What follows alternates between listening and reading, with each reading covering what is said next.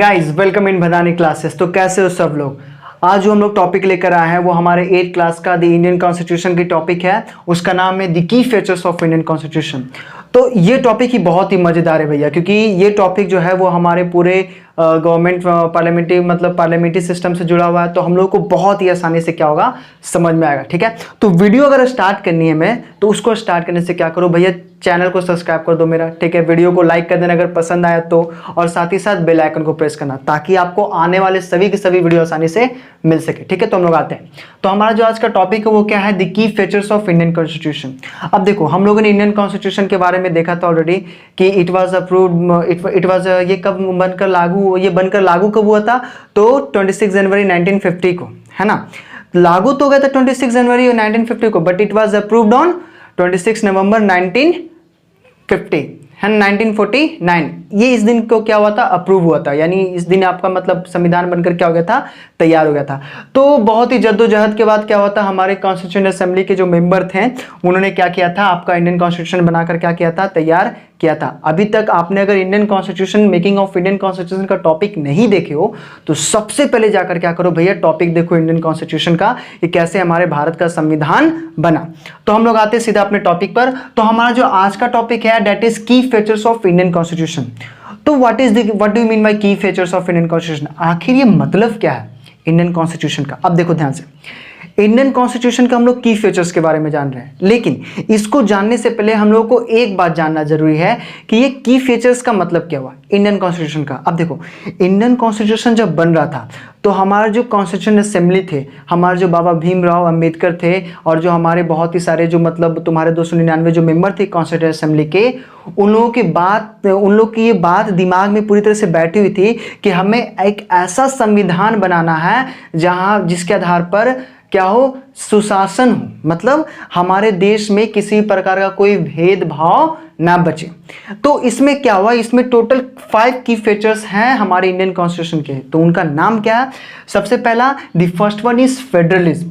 पहला क्या है, फेडरलिज्म। क्या है क्या नहीं हम लोग अभी जानेंगे, पहले हम लोग को देखना है what are the key features of Indian constitution. The federalism, the parliamentary form of government, ये सबसे मेन है पार्लियामेंट्री फॉर्म ऑफ गवर्नमेंट। ठीक है, तो हम लोग जानते हैं, पहला मैंने क्या बोला, फेडरलिज्म, दूसरा पार्लियामेंट्री फॉर्म ऑफ गवर्नमेंट, तीसरा सेपरेशन ऑफ पावर्स, चौथा फंडामेंटल राइट्स, और पांचवा जो है वो आपका है क्या, सेकुलरिज्म। सेकुलरिज्म का मतलब तो आप लोग सभी को जानते होंगे। क्या सेकुलरिज्म का मतलब क्या होता है, कि हमें अपने धर्म की मानने की क्या है, स्वतंत्रता है। क्या है सेकुलरिज्म, इसके बारे में हम लोग पूरी तरह से जानेंगे।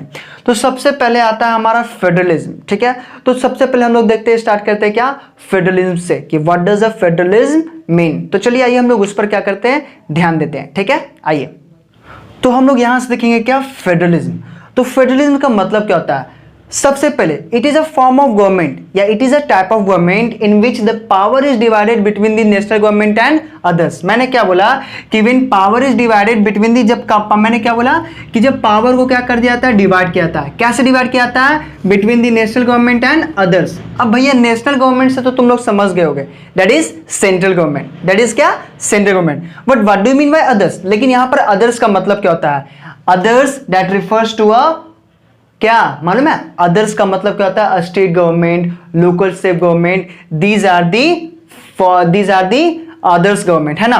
सो क्या बोला मैंने कि पावर को कब, क्या, जब पावर को बांट दिया था। कैसे बांट दिया था, नेशनल गवर्नमेंट और तुम्हारा अदर गवर्नमेंट के बीच में। अदर गवर्नमेंट मैंने क्या बोला, स्टेट गवर्नमेंट और local state government. Local state government के तो बारे में तुम लोगों ने 6th क्लास में पढ़ा होगा कि लोकल स्टेट गवर्नमेंट का मतलब क्या होता है, पंचायती राज हो जाता है तुम्हारा, म्युनिसिपैलिटीज, म्युनिसिपल कॉर्पोरेशन, पंचायती, है ना। So these comes under the others form of government. तो ठीक है, तो when power is divided between the national government and others, that is known as federalism. उसको हम लोग क्या कहते हैं, फेडरलिज्म। अब ये फेडरलिज्म में सबसे मेन क्या होता है, ये देखना, फेडरलिज्म में जो सबसे मेन है वो है आपका it contrast with a unitary government. ये यूनिटरी गवर्नमेंट के साथ कॉन्ट्रास्ट करता है, जिसमें क्या होता है कि जो सेंट्रल अथॉरिटी रहती है, यानी जो सेंट्रल गवर्नमेंट रहती है, यानी मेरा नेशनल गवर्नमेंट, जो मैंने आपको पहले बताया था। तो जो नेशनल गवर्नमेंट रहती है या जो सेंट्रल गवर्नमेंट रहती है, वो पावर को क्या करती है, होल्ड करती है। पावर क्या करती है, होल्ड करती है, साथ ही साथ कॉन्फेडरेशन को भी क्या करती है, होल्ड करती है। तो ये आपका सबसे मेन है। यहां पर क्या होता है कि भले ही पावर को सेंट्रल गवर्नमेंट और स्टेट गवर्नमेंट या अदर फॉर्म ऑफ गवर्नमेंट में बांट दिया जाए, लेकिन उन सभी के बीच में जो सबसे पावरफुल जो अथॉरिटी रहेगी that will be the central government, that is known as federalism. उसको हम लोग क्या कहते हैं, फेडरलिज्म। तो ठीक है, आप लोगों को समझ में। And India is also a federal country because in India power is divided between the different levels of government such as central government for the entire country, state government for the state level and the local self government at the local level. That is why India is also called the federal form of government. तो ठीक है, तो हम लोग अब आते हैं federalism से आगे बढ़ते हैं। क्या दूसरा हमारा क्या था, that is parliamentary form of government. तो आइए हम लोग अब उस पर ध्यान देते हैं। ठीक है, तो चलिए आइए हम लोग। सो जो हम लोग यहाँ पर देखेंगे वो स्पेशली हमारा क्या, the parliamentary form of government. So what do you mean by parliamentary form of government? In simple word we can say, आसान भाषा में अगर हम लोग कहना चाहें कि पार्लियामेंट्री फॉर्म ऑफ गवर्नमेंट है क्या, तो ये भी एक डेमोक्रेटिक फॉर्म ऑफ गवर्नमेंट है। ये भी क्या है, it is a type of democratic form of government. Democratic form of government का तो मतलब तुम लोग समझते हो। What do mean by democratic form of government?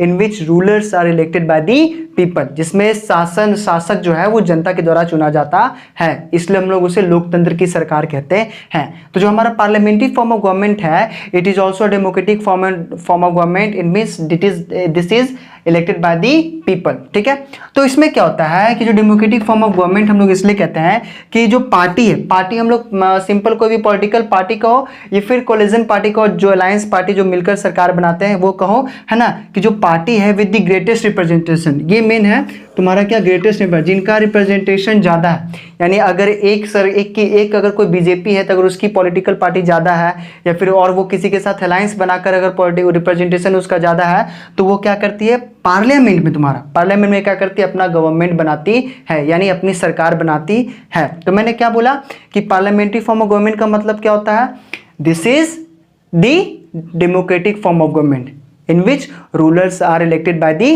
People और leaders elected by the people. तो ये क्या होता है कि जो पार्टी जिसका सबसे ज़्यादा ग्रेटेस्ट रिप्रेजेंटेशन है वो क्या करती है, पार्लियामेंट में अपना सरकार बनाती है। और इस पार्टी का जो हेड होता है, ध्यान से, इस पार्टी का जो मतलब जो लीडर होता है वो क्या बनता है, prime minister. Like we can take also example of our prime minister Narendra Modi. ठीक है, तो इस पार्टी का जो लीडर होता है वो क्या करता है, तुम्हारा प्राइम मिनिस्टर बनता है। अब ध्यान से सुना, एक बात होता है तुम्हारा क्या कि what is the difference between the presidential power and the parliamentary power. मैंने क्या बोला कि प्रेसिडेंशियल गवर्नमेंट और पार्लियामेंट्री गवर्नमेंट में डिफरेंस क्या है। एक ही क्वेश्चन रहता है कि प्रेसिडेंशियल गवर्नमेंट और पार्लियामेंट्री गवर्नमेंट में डिफरेंस क्या है। कुछ डिफरेंस नहीं है। प्रेसिडेंशियल गवर्नमेंट में क्या होता है कि जो तुम्हारी जो पॉलिटिकल अथॉरिटी रहती है, जो एडमिनिस्ट्रेटिव ऑफिसर्स रहते हैं, दीज आर टोटली गवर्न, मतलब इनके बीच में जो पावर होता है वो बांट दिया जाता है, लेजिस्लेटिव, एग्जीक्यूटिव और जुडिशियरी। ध्यान से मैंने क्या बोला, प्रेसिडेंशियल फॉर्म ऑफ गवर्नमेंट में क्या होता है कि जो तुम्हारा जो पावर रहता है, चाहे वो पॉलिटिकल अथॉरिटी हो, चाहे वो एग्जीक्यूटिव हो या फिर जो एडमिनिस्ट्रेटिव मतलब पावर्स हो, वो क्या कहता है, एग्जीक्यूटिव, लेजिस्लेटिव और जुडिशियरी के बीच में क्या कर दिया जाता है, इस तरह से बांट दिया जाता है। लेकिन अगर मैं बात करूँ पार्लियामेंट्री फॉर्म ऑफ गवर्नमेंट में, इन विच पार्लियामेंट इज सोवरेन और executive authority. Parliamentary form of government में क्या होता है कि जो पार्लियामेंट्री है वो सोवरेन है, वो सर्वोच्च है, और साथ ही साथ एक एग्जीक्यूटिव अथॉरिटी है जो क्या करती है, सारे प्रॉब्लम्स के साथ डील्स करती है। अब ध्यान से सुनना, स्पेशली करके जो एक पार्लियामेंट्री फॉर्म ऑफ गवर्नमेंट है, इसको हम लोग कैबिनेट फॉर्म ऑफ गवर्नमेंट कहते हैं। कैबिनेट फॉर्म ऑफ गवर्नमेंट हम लोग क्यों कहते हैं, क्योंकि ये major decision are taken by the cabinet form of cabinet ministers. That is why this form of government is also called cabinet form of government. आया समझ में कि पार्लियामेंट्री फॉर्म ऑफ गवर्नमेंट का एक और नाम है क्या, कैबिनेट फॉर्म ऑफ गवर्नमेंट, यानी पार्लियामेंट्री सिस्टम। इसको हम लोग पार्लियामेंट्री सिस्टम के नाम से भी जानते हैं। ठीक है, तो अब हम लोग तीसरा जो पढ़ेंगे वो है हमारा क्या, fundamental rights, separation of powers. तो आइए हम लोग उस पर ध्यान देते हैं कि सेपरेशन ऑफ पावर आपका है क्या। चलिए आइए देखते हैं। तो अब हम लोग यहाँ पर से देखेंगे क्या कि सेपरेशन ऑफ पावर। सबसे पहले सेपरेशन ऑफ पावर का मतलब क्या होता है कि पावर को यहाँ पर सेपरेट किया जाता है, पावर को यहाँ पर बांटा जाता है। सबसे पहले सेपरेशन ऑफ पावर का मतलब क्या होता है, that is representation of government. ये क्या होता है, एक रिप्रेजेंटेटिव होता है, एक तरह से गवर्नमेंट का रिप्रेजेंटेशन होता है, किसका, गवर्नमेंट का। So under this module the power of a states government totally separate, मतलब उनको क्या कहता है, बांटा जाता है। कैसे बांटा जाता है, सच एज लेजिस्लेटिव, एग्जीक्यूटिव और जुडिशियरी, ये याद रखना हमेशा की। लेकिन हर एक जो मतलब जो ऑर्गन होते हैं, these are also called the organ of government. मैंने पहले बता रहा हूँ कि ये जो तीनों है तुम्हारा, ये जो तीनों तुम मॉडल देख रहे हो, इसको हम लोग कहते हैं क्या, ऑर्गन्स ऑफ गवर्नमेंट। ध्यान से देखना, क्या हम लोग इसको कहते हैं, ऑर्गन्स ऑफ गवर्नमेंट। हम लोग सभी जानते हैं कि there are 3 organs of government such as legislative, executive और जुडिशियरी। तो हम लोग आते हैं, सेपरेशन ऑफ पावर का मतलब क्या होता है, this is representation of government in which the power of a state और the states government divides the power between 3 units, है ना। उसको क्या कहते हैं, स्टेट गवर्नमेंट का जो पावर है उसको 3 यूनिट में क्या किया जाता है, बांटा जाता है। ईच सेपरेट इंडिपेंडेंट ब्रांचेस, हर एक सेपरेट जो होता है वो एक इंडिपेंडेंट ब्रांच होता है। ये भी इंडिपेंडेंट है, ये भी इंडिपेंडेंट है, ये भी इंडिपेंडेंट है। अब मैं आता हूँ, बात कहने का मतलब मेरा क्या हुआ कि सेपरेशन ऑफ पावर का मतलब क्या होता है कि जहाँ पर स्टेट की जो पावर है उसको क्या कहता है, सेपरेट किया जाता है। कैसे सेपरेट किया जाता है, लेजिस्लेटिव, एग्जीक्यूटिव, जुडिशियरी, ताकि इनके बीच में आपस में कोई कॉन्फ्लिक्ट ना रह सके। वो नहीं बोले कि वो मेरा गलती है, वो बोला कोई मेरा गलती है, लेकिन इस गलती को, किसका गलती है, क्या गलती है, इस गलती पर नियंत्रण करने के लिए, ताकि ये गलती ना हो और गलती को खत्म किया जा सके, इसलिए 3 इंडिपेंडेंट ब्रांचेस बनाए गए हैं, that is known as legislative, executive, judiciary. Means the organs of government are also known as separation of power, ठीक है, लेजिस्लेटिव, एग्जीक्यूटिव, जुडिशियरी। तो ये लेजिस्लेटिव क्या होता है, it refers to the elected representative members that is elected by the people. ये क्या होता है, लेजिस्लेटिव क्या होते हैं, इलेक्टेड रिप्रेजेंटेटिव मेंबर्स होते हैं। लेकिन अब अगर हम लोग बात करें एग्जीक्यूटिव की, तो ये एग्जीक्यूटिव कौन होते हैं, सिंपली एग्जीक्यूटिव वो होते हैं, ये एक ग्रुप होते हैं पीपल का, है ना। एग्जीक्यूटिव क्या होता है, these are a small group of people who are responsible to implement the law. या हम लोग कह सकते हैं कि एग्जीक्यूटिव का मतलब क्या होता है, these are the small groups of people who are responsible for implementing the law and running the government in the country. हमारे समझ में कि एग्जीक्यूटिव क्या होते हैं, देश में कानून को लागू करने में और साथ ही साथ सरकार चलाने के लिए क्या होते हैं, रिस्पॉन्सिबल होते हैं। जुडिशरी के बारे में आप लोगों ने 6th क्लास में पढ़ा होगा और आगे इस चैप्टर में भी पढ़ने के लिए रहेगा कि जुडिशरी का मतलब क्या होता है। जुडिशरी का मतलब क्या होता है, simply this is an independent body that protects our law. हमारे संविधान का जो कानून है उसको क्या करता है, ये प्रोटेक्ट करता है। क्यों प्रोटेक्ट करता है, सिंपली जुडिशरी को कह सकते हो, it protects the law and punishes those who violate the law. वो उनकी, ये जुडिशरी क्या करता है, उनको पनिश करता है जो कानून का क्या करते हैं, उल्लंघन करते हैं। अब हम लोग बात आते हैं यहाँ पर, देखना ध्यान से कि लेजिस्लेटिव, एग्जीक्यूटिव, जुडिशरी को तो हम लोग देख लिए कि लेजिस्लेटिव जो कानून बनाता है, executive who implement the law, judiciary who protect the law and punishes those person who violate the law, ठीक है, विच वायलेट द लॉ, ठीक है, सॉरी। तो लेजिस्लेटिव, एग्जीक्यूटिव, जुडिशरी हम लोग समझ गए। लेकिन एक बात याद रखना, इस सिस्टम को हम लोग चेक एंड बैलेंस भी कहते हैं। क्यों कहते हैं, क्योंकि यहाँ पर हर एक ऑर्गन ऑफ जो गवर्नमेंट है, जो ऑर्गन है हमारा, मैंने पहले बताया, लेजिस्लेटिव हो, एग्जीक्यूटिव हो, चाहे जुडिशरी हो, these are organs of government. तो हर एक each organs of government checks on others. ध्यान से रखना, हर एक ऑर्गन्स होता है गवर्नमेंट का, वो क्या करता है, दूसरे गवर्नमेंट को क्या करता है, दूसरे ऑर्गन क्या करता है, चेक करता है। चाहे लेजिस्लेटिव एग्जीक्यूटिव को चेक करे या एग्जीक्यूटिव जुडिशरी को चेक करे। क्यों चेक करता है, why do these organs check the others, so that the balance of power been them, है ना। बैलेंस ऑफ पावर जो है उनके मुंह में क्या हो सके, बना रह सके। तो बैलेंस ऑफ पावर चेक करने के लिए, है ना, क्या कर सके, मतलब कि कहीं ना कोई ज़्यादा पावर मतलब यूज़ कर रहा है, कोई यहाँ पर ज़्यादा पावर को मिसयूज़ कर रहा है, ऐसा ना हो, इसलिए पावर को क्या किया जाता है, सेपरेट किया जाता है। इसलिए हम लोग क्या कहते हैं इसे, system of check and balance. अब लोग आप लोगों को समझ में आए, system of check and balance का मतलब क्या होता है कि each organs of the government, है ना, checks on others so that there should be balance of power in between them, that is why it is called system of check and balance. अब हम लोग जो यहाँ पर देखेंगे वो हमारा क्या, फंडामेंटल राइट्स। तो आइए हम लोग फंडामेंटल राइट्स की ओर बढ़ते हैं, ठीक है, चलिए। तो हम लोग जो यहाँ पर आज देखेंगे वो क्या है, हमारा फंडामेंटल राइट्स। तो अगर हम लोग बात करें फंडामेंटल राइट्स की, तो फंडामेंटल राइट्स जो है वो हमारा किस में आता है, पार्ट 3 में। किस में आता है, पार्ट 3 में। और ये आर्टिकल जो है वो क्या करता है, 12 से लेकर 35 तक ये कंटेन करता है। कौन कौन से आर्टिकल कैसे कैसे वो हम लोग देखेंगे। अभी फिलहाल हम लोगों को ये जानना है क्या, फंडामेंटल राइट्स। फंडामेंटल राइट्स का मतलब क्या होता है, these are rights which are essential for the development of individuals. मैंने क्या कहा कि ये वैसे राइट्स हैं जो क्लेम किया जा सकते हैं ना, और जो साथ ही साथ ये बहुत ज़्यादा जरूरी हैं, इसेंशियल हैं for the development of individuals. हम लोग अदर वर्ड्स में कह सकते हैं फंडामेंटल राइट्स का मतलब क्या होता है, these are those rights which are essential for intellectual moral and spiritual development of individuals. That is why we call it fundamental rights. अब हम लोग आते हैं फंडामेंटल राइट्स में। अगर हम लोग बात करें तो these are classified into 6 categories.